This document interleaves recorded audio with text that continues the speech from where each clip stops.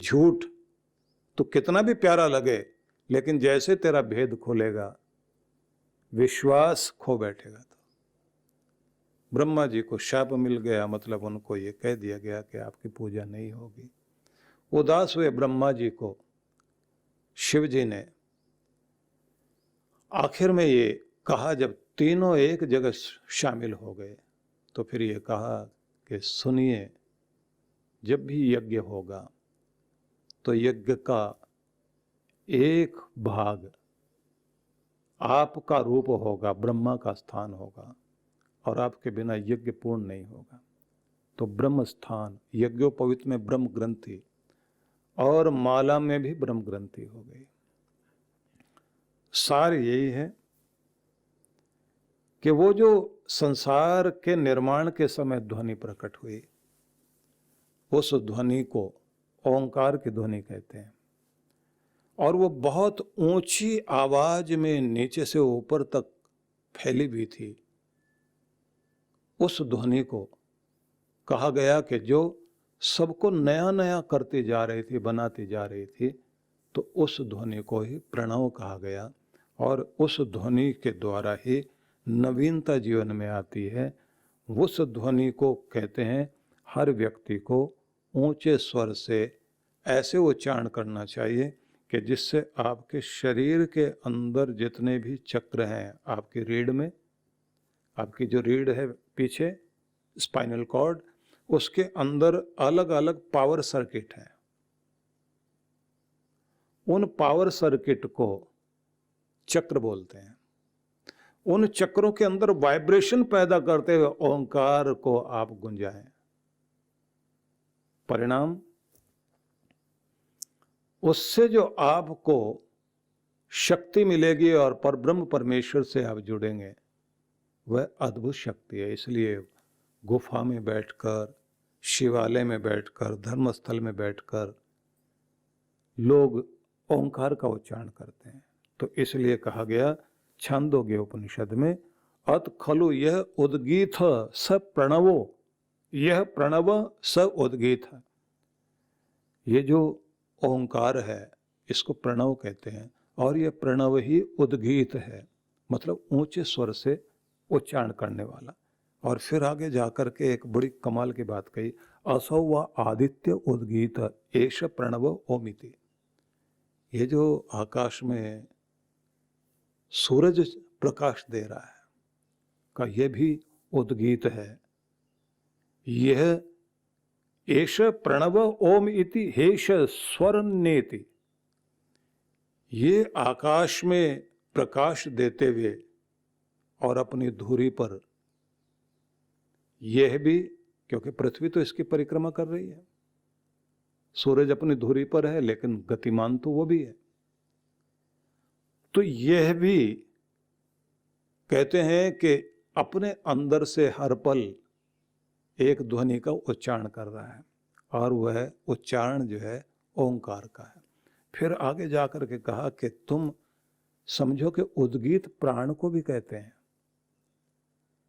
कारण बताया, जब तुम सांस लेते हो तो ओ की ध्वनि, ऐसे जब लेते हैं कि ये ओ की ध्वनि है, और जब छोड़ रहे होते तो अम की ध्वनि।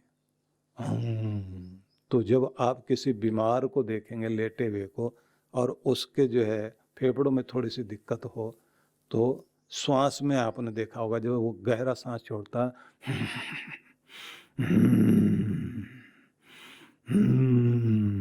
इस तरह की आवाज आती है, ओम की ध्वनि। और जब गहरा सांस ओ का ये ओम की ध्वनि, सांस लेते हो ओ आ रहा है, छोड़ते समय अम आ रहा है,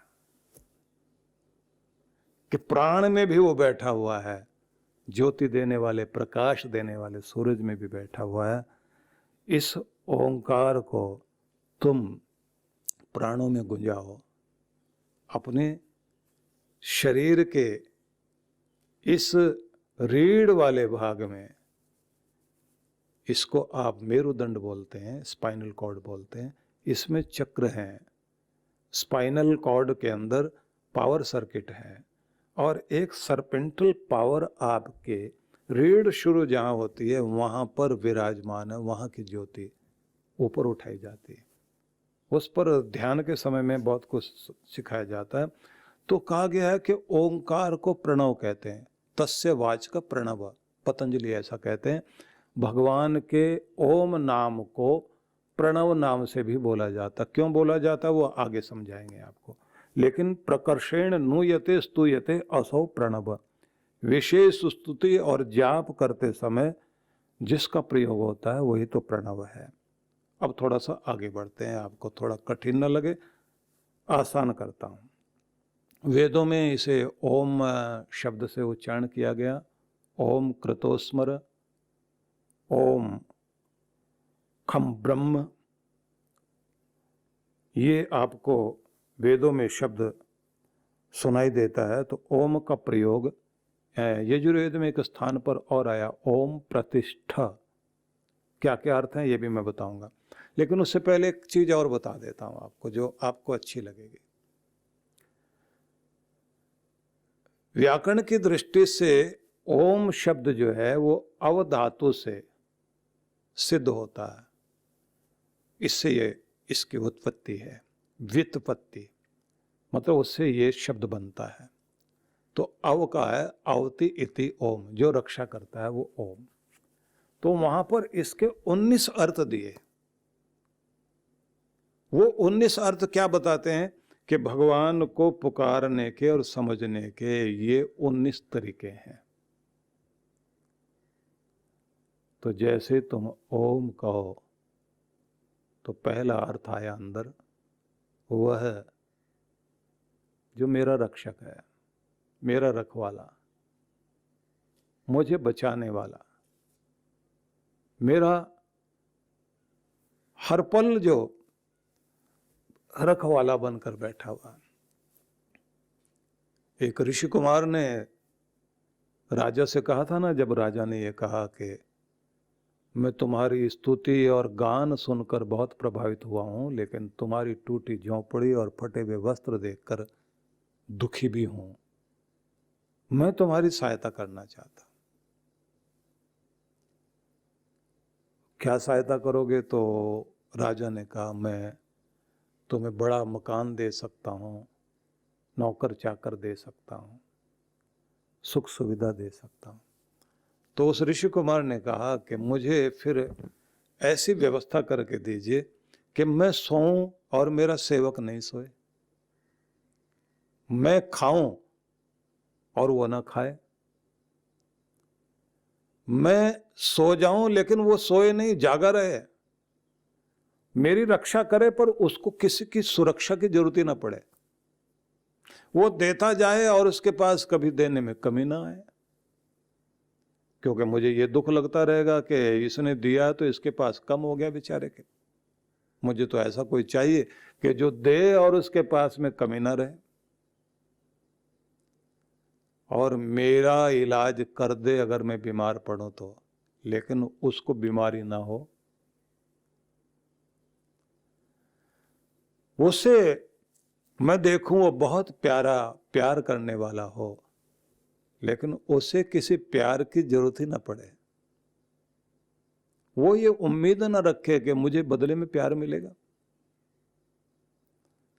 वो अच्छे से अच्छा करे लेकिन जताए नहीं। मैं भले उसको थैंक्स ना कहूं, फिर भी वो करता जाए। राजा सोच में पड़ गया। उसने कहा, भैया तुम जो कह रहे हो, मैं बढ़िया से बढ़िया नौकर चाकर तुम्हें दे सकता हूं, लेकिन ऐसा तो दुनिया में कोई भी नहीं है कि उसको नींद की जरूरत ना पड़े, सुला दे तुम्हें और जागा रहे, इतना तो कर देगा। लेकिन सोने की जरूरत तो उसको भी पड़ेगी। तुम्हें खिलाएगा लेकिन खाने की जरूरत उसको भी पड़ेगी। तुम्हारी रक्षा करेगा लेकिन सुरक्षा की जरूरत उसको भी पड़ेगी।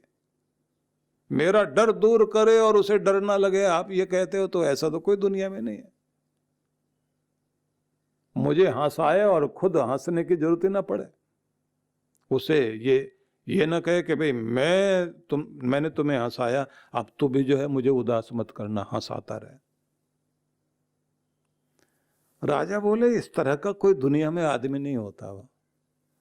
मैं तुम्हारे लिए बहुत व्यवस्था कर सकता हूं, तो ऋषि कुमार ने कहा, मैं जहां रहता हूं यहां ऐसा ही एक मेरे साथ है। वो कौन है? बोले, मुझे खिलाता है, खुद नहीं खाता, मेरी रक्षा करता है, खुद उसको रखवाली की जरूरत नहीं पड़ती, मुझे सुला देता है लेकिन खुद सोता ही नहीं, कभी जागा ही रहता है। सारी विशेषता कही। बोले, वो कौन है? बोले, मेरा भगवान, वही मेरा रक्षक है, वही मेरे साथ है, हर पल मेरे साथ है। और जब वो मेरे साथ में है तो फिर मुझे किसी की क्या जरूरत है। शरीर की आवश्यकताएं तो पूरी हो जाती हैं, और आप जिस तरफ लेके जा रहे हैं वहाँ मन की तृष्णा जागेगी, और तृष्णा कभी भी किसी की पूरी नहीं होती। आवश्यकताएं जरूरत कम पूरी की जा सकती हैं, किसी की हवस पूरी नहीं की जा सकती, किसी की तृष्णा को पूरा नहीं किया जा सकता। आदमी अगर संतुष्ट हो जाए तो एक छोटी सी बूंद से संतुष्ट हो जाए, नहीं तो सारी दुनिया का समुद्र भी उसको कम पड़ेगा। यही बात तो उपनिषद में, कठोपनिषद में यम को नचिकेता बोलता है। जब नचिकेता को यमराज ने कहा कि मैं तुम्हें बहुत सारा धन दे दूंगा, महल दे दूंगा, दुनिया के सुख भोग दूंगा, तो उसने कहा था कि सुनो यम, न वित्तेन तर्पणियो मनुष्य, मनुष्य को कभी भी धन से आप तृप्त नहीं कर सकते, क्योंकि धन की समस्या ही यही है, जितना आ जाए उतना ही कम नजर आता है। कल मैंने सुनाया था ना कि सबको यही गिला है कि हमको कम मिला है। तो ये वास्तविकता है। इसलिए आपसे यह निवेदन करना चाहता हूं कि जो परमात्मा के प्रति अपने आप को जोड़ बैठा है, उसके पास में एक सबसे बड़ी चीज आती है संतुष्टि की, और उसे ये महसूस होता है कि मेरा रक्षा करने वाला मेरा भगवान हर पल मेरे साथ है, वो कहीं दूर नहीं, बस मैं भी उससे दूर न जाऊं। तो इसलिए पहला शब्द कहा गया कि तेरा वह परमात्मा जिसे तू पुकारता है, उसका पहला स्वरूप है रक्षक का, और दूसरा स्वरूप क्या है? गति देने का। जड़ चेतन में, समस्त जगत में प्राणी मात्र को गति देकर जो चला रहा है, और गति देता है लेकिन खुद गति में नहीं आता। और कमाल की व्यवस्था कर रखी है उसने कि गति देकर वाइब्रेशन पैदा करता है। ये जो चीजें वाइब्रेट हो रही है ना, आप समझ लीजिए एक छोटे से कण के अंदर भी वाइब्रेशन चल रही है, अपना काम कर रही है, आपको महसूस नहीं होता, लेकिन हर चीज में वाइब्रेशन है, हर चीज वाइब्रेट हो रही है। इसी कारण चीजें बदल भी रही हैं। तो गति से ऊर्जा, और ऊर्जा से फिर गति।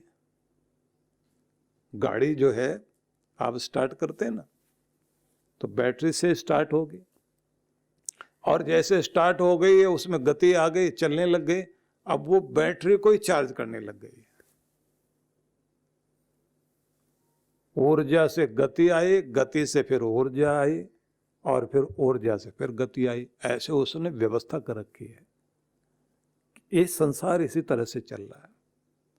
आप बैठे बैठे भी थक जाओगे, लेकिन थोड़ा आराम करने से आपको शक्ति आती है, शक्ति से फिर आप दौड़ते भागते हैं, और दौड़ते भागते हैं तो उससे फिर शक्ति आती है आपको। ज़्यादा दौड़ते भागने से जो आपको थकावट होती है, फिर बैठने से आपको शक्ति मिलती है, बैठने के बाद में फिर दौड़ते हैं आप। यही एक व्यवस्था कर रखी है। तो जो सबको गति में रखता है लेकिन खुद गति में नहीं आता, मौसम बदलता है वो, और लोगों को के अंदर भी उनके मूड बदलते रहते हैं, लोग मौसम की तरफ बदलते रहते हैं, लेकिन जो कभी नहीं बदलता, कहते हैं ना प्रेम वाला व्यक्ति क्या कहता है, मुझे गम नहीं कि बदल गया जमाना। दुनिया तो बदलती है।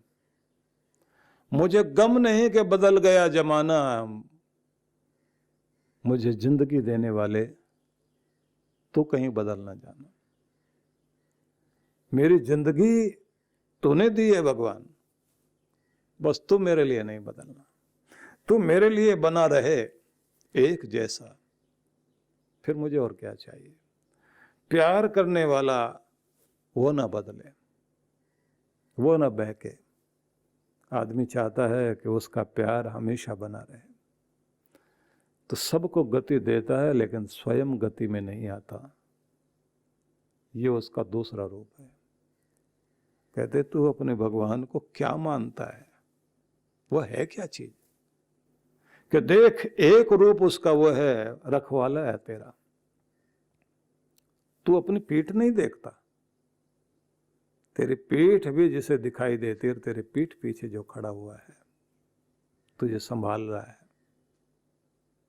तेरे हाथ में चोट लग जाए, वो दयालु बनकर के उसी समय शरीर के अंदर वो शक्ति पैदा करता है कि खून का थक्का आकर के वहीं अपना काम शुरू कर देगा, वो जम जाएगा वहां।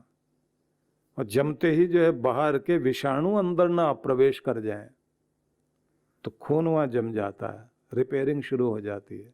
प्रकृति माँ के अंदर ही भगवान ने वो ममता दी है, अंदर से हीलिंग भी शुरू हो जाती है, घाव भरने का काम। और एक समय आता है जैसे कागज पर आपने स्लेट पर कुछ या किसी दीवार पे बच्चे ने रेखा खींच दी और माँ आती है और आकर के दीवार पर कपड़ा लगा करके उस रेखा को साफ कर देती है। आपके निशान भी घाव का पड़ जाए तो प्रकृति माँ आकर के उसे साफ करके निशान भी नहीं रहने देती। आपके हाथ पर कुछ गहरा लग जाए और सही आप अपनी व्यवस्था बाहर ना कर पाए तो बात अलग है, लेकिन रिपेयरिंग, डॉक्टर तो सिर्फ पट्टी बांधता है, इलाज तो अंदर वाला, वो जो शक्ति अंदर है वो इलाज करती है। इसलिए वो रखवाला है। कहते तू अपने भगवान को क्या मानता है कि वो जो तेरा रखवाला है, क्या मानता है वो जो सबको गति दे रहा है, जो दौड़ा रहा है, सबको बुला भी रहा है, रख भी रहा है और वापस भेज भी रहा है, वो तेरा भगवान है। उसे तू ओंकार के नाम से पुकार या अलग नामों से पुकार है तो वही। लेकिन याज्ञवल्क्य ऋषि ने कहा कि इस नाम से पुकार करके देख, उसकी कृपा तुम्हें बहुत जल्दी मिलेगी। इसलिए सारे मंत्रों में उसको ओंकार, ओम लगा करके उच्चारण करते हैं। गुरु नानक देव जी महाराज ने इसलिए जो ये शब्द को इस तरह से उच्चारण किया, एक ओंकार सतनाम कर्ता पुरख, वह एक ओंकार है, वही सतनाम है, वही कर्ता है इस संसार का, निर्माण करने वाला है, वही परम पुरुष है। एक एक शब्द को आप देखते चले जाइए, सारी विशेषताएं तो बताइए, उस पर भी हम चर्चा करेंगे। लेकिन मैं आपसे ये कहूंगा, श्रद्धा भाव से अपने प्यारे ईश्वर को समझिए। पूरी दुनिया में देखिए ना, कुछ लोग हैं, भारत में तो ये परंपरा है कि सभी जितने भी भारतीय मूल के मत पंथ संप्रदाय हैं भारत में जो पैदा हुए, बौद्ध धर्म है, जैन धर्म है, सिख पंथ भी, तो यहाँ ओंकार को बहुत महत्व दिया गया। सिख पंथ में तो ओंकार पहले है, और बुद्धिस्ट लोग ओम नमो पद्मणि हुम, उनका मंत्र ओम पहले। जैन समुदाय में देखिए ओम अरिहंताणम नमो सिद्धाणम, तो वहां पर भी ओंकार है। कुछ और जो भारत से बाहर के मत पंथ मजहब आदि हैं, उनमें एक शब्द चलता है प्रार्थना करने के बाद, आमीन। मुस्लिम समुदाय जो है आमीन बोलते हैं और क्रिश्चियन लोग आमीन बोलते हैं, तो ध्वनि मिलती जुलती है। विचार अलग अलग हो सकते हैं, हम तो अपना भाव कह रहे हैं ना। तो इस ध्वनि का लाभ लेते हुए आप इसे समझें। सद्गुरु श्री सुधांशु जी महाराज द्वारा मानव सेवा को समर्पित संस्था विश्व जागृति मिशन वर्ष 1991 से धर्म, समाज एवं मानवता की सेवा में संलग्न है। यह संस्था 90 मंडलों सेवा केंद्रों के माध्यम से न केवल भारत अपितु देश के बाहर अनेक देशों में सेवा के कार्य कर रही है। संस्था की स्थापना से लेकर अब तक विगत 30 वर्षों में जहां लोगों को सन्मार्ग पर प्रेरित करने के उद्देश्य से गुरुवर ने 7,000 से अधिक प्रवचन दिए हैं, वहीं देश के राज्य की राजधानियों व प्रमुख नगरों में लगभग 40 आश्रम, 25 मंदिर, सत्संग भवन व ध्यान साधना केंद्रों का निर्माण हुआ है। दिल्ली में करुणा सिंधु धर्मार्थ अस्पताल एवं फरीदाबाद के आरोग्य धाम अस्पताल में लाखों जरूरतमंद रोगियों का उपचार व ऑपरेशन किया गया है।